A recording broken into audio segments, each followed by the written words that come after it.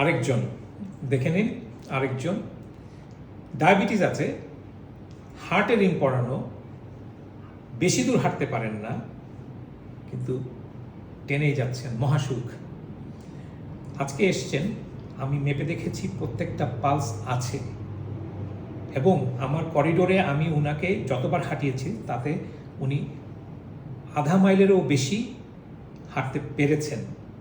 আসেন দেখাচ্ছি যে ওনার পায়ে হাঁটু পর্যন্ত চমৎকার আছে, এবং এই পর্যন্ত বাম পায়ে খুব সুন্দর, একটা পায়ে খুব ভালো মতো যাচ্ছে, ডান পায়েও ভালো মতো যাচ্ছে, আর সেই কারণেই উনি চলতে পারছেন।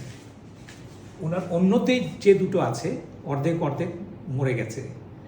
এখন যদি উনি সিগারেট খান, ডায়াবেটিস কন্ট্রোলে না করেন, তাহলে এইগুলি মরতে শুরু করবে, আর তখনই একজন একজন করে একটা একটা করে আঙ্গুল যাবে।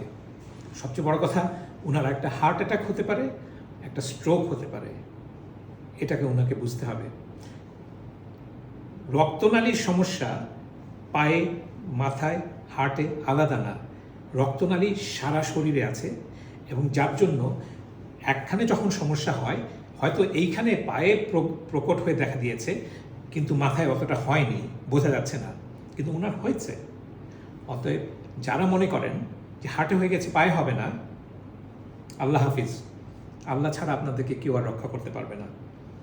দয়া করে সিগারেট ছাড়বেন কিনা সিরিয়াসলি চিন্তা করুন। ধন্যবাদ।